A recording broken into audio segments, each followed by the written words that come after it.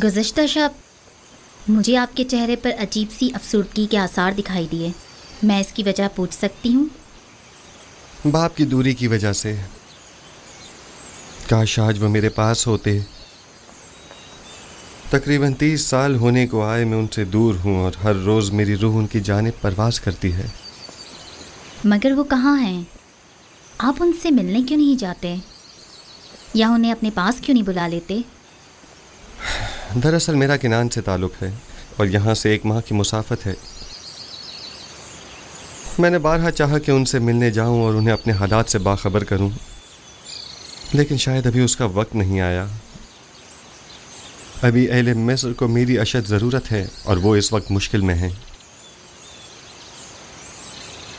इन्हें जिस्मानी और रूहानी ग़िज़ा की ज़रूरत है और मैं अब तक उनके लिए कुछ नहीं कर पाया। मुझे खौफ है अगर मैं अपने बाबा और दीगर अहले खाना के फ़िक्र में रहा तो अपने फ़राइज़ की दुरुस्त बजावरी से गाफिल न हो जाऊं और मुझ पर आयद ज़िम्मेदारी नामुकम्मल न रह जाए। लेकिन कब तक? वो आपके वालिद और ख़ानदान वाले हैं, उन्हें आपके पास होना चाहिए। एक रोज़ आएगा जब वो यहाँ होंगे, लेकिन तब तक मुझे उनकी जुदाई का दर्द सहना होगा। मुझे ये परेशानी है कि अगर मैं बाबा को अपने अहवाल से बाखबर कर दूं तो कहीं वो मेरे भाइयों को मुकस्सिर जानकर उन पर नफरीन न कर दें, बिलखुसूस जबकि मैं जानता हूं कि बनी इसराइल अभी तक ताइब नहीं हुए हैं। जब तक इरादा खुदाबंदी इस हिज्र फराक पर है मैं भी सब्र करूंगा। ये बनी इसराइल कौन है? इसराइल मेरे वालिद याकूब नबी की कुनियत है और मुझे और मेरे भाइयों को बनी इसराइल कहा जाता है। गोया नबी खुदा अपने भाइयों यानी बनी इसराइल के हाथों दुखी हैं, जिसके बारे में याकूब नबी को कुछ नहीं मालूम। क्या मैं इसकी वजह पूछ सकती हूँ? वक्त आने पर जान जाएंगी। मैं जानती हूँ आप मर्दों के सीनों में कई ऐसे राज होते हैं कि जिन्हें आप बताना पसंद नहीं करते।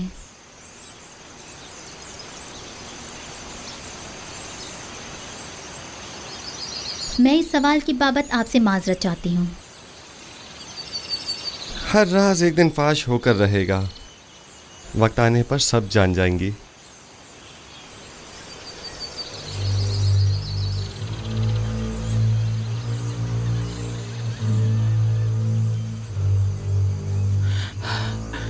बरसों पहले मैंने आपसे कहा था कि एक साहिर मोहब्बत ने पेशन गोई की थी कि यूसुफ आपके मुस्तकबिल और ईमान के लिए खतरा बन जाएगा। यूसुफ भूल जाएं। मैंने बारहा ये बात आपसे कही, लेकिन आपने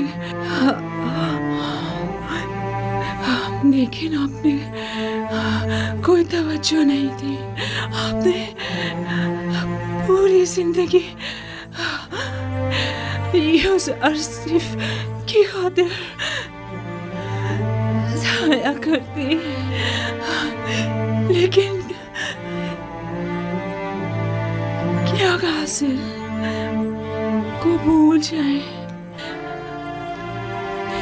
कुछ अपनी फिक्र करें। मेरी जुलेखा का ख्याल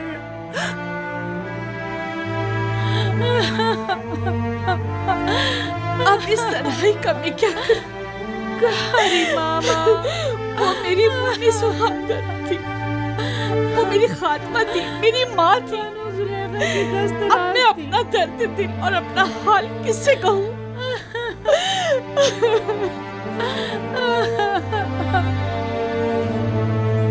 सब्र कीजिए बहनों, आपको खुदाओं का वास्ता सब्र कीजिए। आप मेरी हमदर्द तो हमराज थी। मैं आपको अपने पास लाई थी ताकि दाद में मर्ग मेरी मुन्नी सो हमदर्द रहे। आपको खुदाओं का वास्ता है बानो, सब्र कीजिए। आज तक इस हसीफ की जुदाई का दुख क्या कम था, जो अब कारी मामा की मौत के गम का भी इजाफा हो गया। ये तमाम खुदा कहाँ है? आखिर क्यों ये तमाम खुदा कारी मामा से भी ज्यादा बेजान और उनसे भी ज्यादा साकित और खामोश होकर मेरे गमों अंदोह के तमाशाई बने हुए हैं। मैं कैसे सब्र करूं? जाओ कारी मामा के लिए ताबूत का इंतजाम करो। हमेशा साई की तरह मेरे साथ साथ रहती थी। मैं रातों को आराम से सोया करती थी और वो एक माँ की तरह जाग कर मेरा ख्याल रखा करती थी। आराम से सो जाइए कारी मामा, आराम से, आराम से। अब आपको जुलेखा की कड़वी कसीली बातें सुनने को नहीं मिलेगी।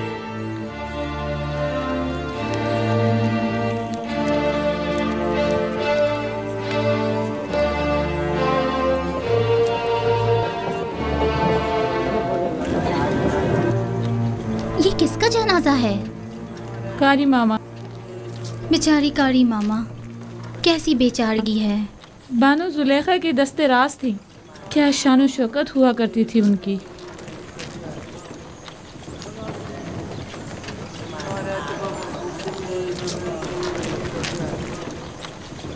यानी कस्म में अब कोई भी नहीं रहा? मेरा भी यही ख्याल है। बेहतरीन मौका है, हमें चलकर देखना चाहिए।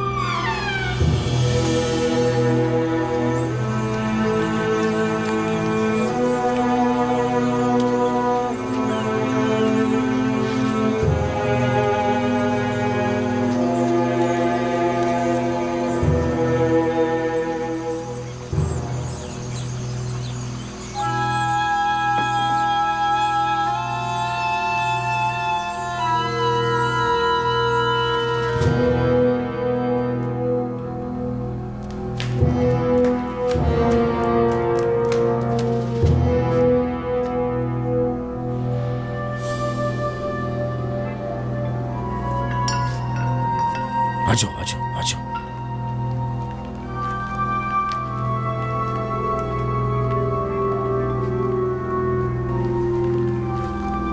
अफसोस कि हम इसे ले जा नहीं सकते।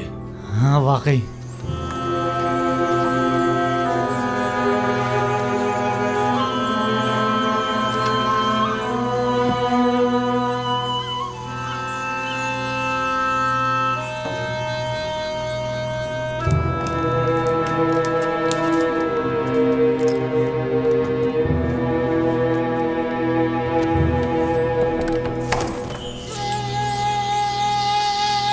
तुम लोग वापस जाओ, कस्र में कोई नहीं है।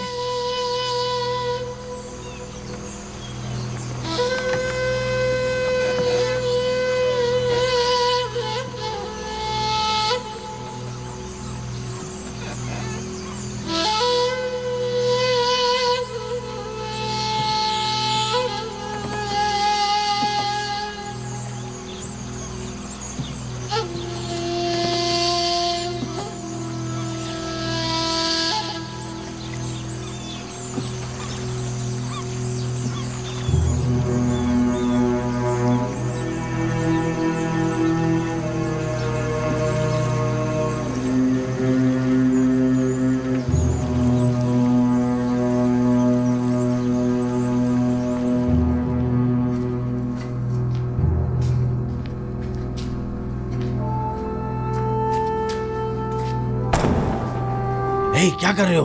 आहिस्ता। ये पूतीपार का कसर है या रूहों का?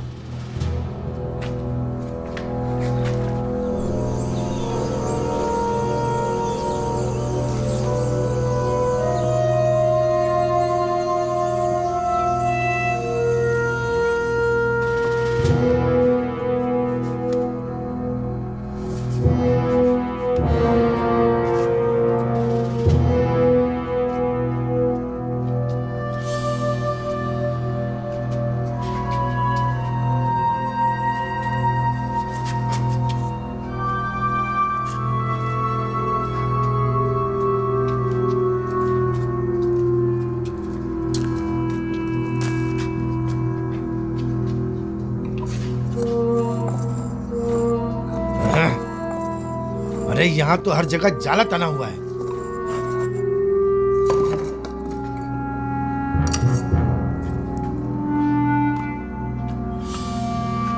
चलो, इस जगह तो कुछ भी नहीं है। चलो।